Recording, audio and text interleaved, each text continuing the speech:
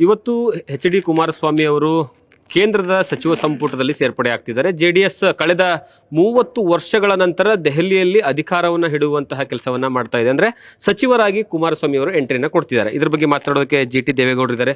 Sir, ಹೇಗೆ ಅನಿಸ್ತಾ ಇದೆ ಈಗ ಏನೋ ಸದ್ಯದ ಪರಿಸ್ಥಿತಿ ನೋಡಿದ್ರೆ? ಸದ್ಯದ ಪರಿಸ್ಥಿತಿ ನೋಡಿದ್ರೆ ಭಾರತ ದೇಶದಲ್ಲಿ ನೆಹರೂರವ್ರ ನಂತರ 3ನೇ ಬಾರಿಗೆ ಪ್ರಧಾನಮಂತ್ರಿಗಳಾಗಿ ನರೇಂದ್ರ ಮೋದಿಯವರು ಅಧಿಕಾರ ಸ್ವೀಕಾರ ಮಾಡ್ತಾ ಇರ್ತಕ್ಕಂಥದ್ದು ಒಂದು ದೊಡ್ಡ ಸಂತೋಷದ ವಿಚಾರ. ಇಡೀ ಭಾರತ ದೇಶವನ್ನು ಪ್ರಪಂಚವೇ ಎದುರು ನೋಡ್ತಕ್ಕಂಥ ಒಂದು ಬೆಳವಣಿಗೆಯನ್ನು ಮಾಡಿದಂಥವರು ನರೇಂದ್ರ ಮೋದಿಯವರು.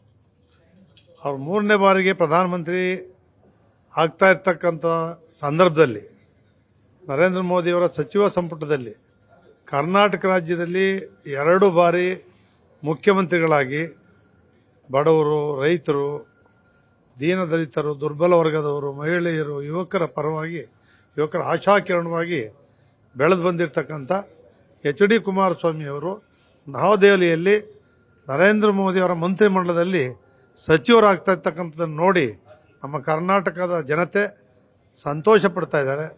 ನಮಗೆಲ್ಲರೂ ಕೂಡ ಸಂತೋಷ ಆಗಿದೆ. ಅದರಲ್ಲೂ ವಿಶೇಷವಾಗಿ ಕರ್ನಾಟಕ ರಾಜ್ಯ ಜಾತ್ಯತೀತ ಜನತಾದಳ ಪಕ್ಷದ ವತಿಯಿಂದ ಕೋರ್ ಕಮಿಟಿ ಅಧ್ಯಕ್ಷನಾಗಿ ಸನ್ಮಾನ್ಯ ನರೇಂದ್ರ ಮೋದಿ ಅವರಿಗೆ ಕರ್ನಾಟಕ ರಾಜ್ಯ ಜನತೆಯ ಪರವಾಗಿ ತುಂಬು ಹೃದಯದ ಅಭಿನಂದನೆಗಳನ್ನು, ಕೃತಜ್ಞತೆಗಳನ್ನು ಸಲ್ಲಿಸ್ತೇನೆ. ಸರ್, ಈಗ ಬಹಳಷ್ಟು ಚರ್ಚೆ ಆಯಿತು. ಜೆಡಿಎಸ್ ಪಕ್ಷ ಮುಗಿದೇ ಹೋಯಿತು ಅನ್ನುವಂತಹ ವಿಚಾರಗಳನ್ನು ಸ್ವತಃ ಸಿಎಂ ಸಿದ್ದರಾಮಯ್ಯನವರೇ ಕೊಡ್ತಾರೆ. ಆದರೆ ಈಗಿನ ಪರಿಸ್ಥಿತಿ ನೋಡಿದ್ರೆ ಕೇಂದ್ರದಲ್ಲೂ ಸಹಿತ ನೀವು ಇರಬೇಕಾದಂತಹ ಅನಿವಾರ್ಯ ಪರಿಸ್ಥಿತಿ ಏನಂತಂದ್ರೆ ಬರೋ ತರ ಆಗ್ಬಿಡ್ತಲ್ಲ ಅಂತ. ಅದು 1996ರಲ್ಲಿ ದೇವೇಗೌಡರು ಪ್ರಧಾನಮಂತ್ರಿ ಆಗ್ತಾರೆ ಅಂತೇಳಿ ಯಾರೂ ನಿರೀಕ್ಷೆ ಮಾಡಿರಲಿಲ್ಲ. ಕರ್ನಾಟಕ ರಾಜ್ಯದಿಂದ 16 ಜನ ಲೋಕಸಭಾ ಸದಸ್ಯರು ಗೆದ್ದು ಬಂದು 10.5 ತಿಂಗಳು ಪ್ರಧಾನಮಂತ್ರಿ ಆಗಿದ್ರು. ಅವತ್ತು ಕಾಂಗ್ರೆಸ್ನವರೇ ಅವರನ್ನ ತೆಗೆದ್ರು. ಅವರು ಒಂದು ಮಾತು ಹೇಳಿದರು, ಫಿನಿಕ್ಸ್ನ ಅಕ್ಕಿಯಂತೆ ಧೂಳಿನಿಂದ ಮತ್ತೆ ಎದ್ದು ಬರ್ತೇನೆ ಅಂತೇಳಿ ದೇವೇಗೌಡರು ಅವತ್ತು ರಾಜಭವನ ಪಾರ್ಲಿಮೆಂಟ್ ಭವನದಲ್ಲಿ ಭಾಷಣ ಮಾಡಿದ್ದು ನೀವೆಲ್ಲ ನೋಡಿದಿರಿ, ದೇಶನೂ ಕೂಡ ನೋಡಿದೆ. ಆದರೆ ಇವತ್ತು ನಮ್ಗೆ ಯಾರಿಗೂ ಕೂಡ ಇಲ್ಲಿ ಕುಮಾರಸ್ವಾಮಿಯವರು ಪಾರ್ಲಿಮೆಂಟ್ ನಿಲ್ತಾರೆ ಅಂತಕ್ಕಂಥದ್ದು ಇರಲಿಲ್ಲ. ನಿಂತು ಕೇಂದ್ರದಲ್ಲಿ ಸಚಿವರಾಗ್ತಾರೆ ಅಂತಕ್ಕಂಥ ನಮಗೇನು ನಿರೀಕ್ಷೆಗಳಿರಲಿಲ್ಲ.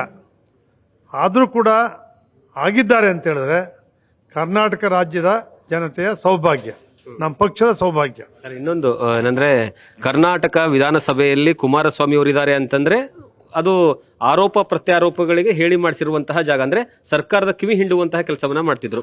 ಈಗ ಅವರ ಅನುಪಸ್ಥಿತಿ ಕಾಣಿಸುತ್ತೆ. ಇದನ್ನ ಹೇಗೆ ನಿಭಾಯಿಸ್ತೀರಾ ನೀವು ಜೆಡಿಎಸ್ ಅವರು ಅಂತ? ಕೇಂದ್ರದಲ್ಲಿ ಜೆಡಿಎಸ್ ಪಕ್ಷದ ನಾಯಕರು ಮಂತ್ರಿ ಆಗಿರ್ತಕ್ಕಂಥದ್ದು ಒಂದು ಸಂದರ್ಭ. ವಿಧಾನಸಭೆಯಲ್ಲಿ ನಾವು ಕೂಡ 19 ಜನರಿದ್ದೀವಿ. ನಮ್ಮ ಪಕ್ಷವನ್ನು ಸಮರ್ಥವಾಗಿ ನಾವು ಪ್ರತಿನಿಧಿಸ್ತಕ್ಕಂಥ ಕೆಲಸವನ್ನು ಮಾಡ್ತೀವಿ. Thank you so much. ಇದು ನ್ಯೂಸ್ ಫಸ್ಟ್ ಜೊತೆಗೆ ಜಿ.ಟಿ. ದೇವೇಗೌಡರು ಹೇಳುವಂತಹ ಮಾತು. ಕ್ಯಾಮ್ರಾ ಪರ್ಸನ್ ಅಶೋಕ್ ಜೊತೆಗೆ Jagadish Kashampur, news first, New Delhi. News first, ನಿರ್ಭೀತಿಯಿಂದ ನಿಮ್ಮ ಪರವಾಗಿ.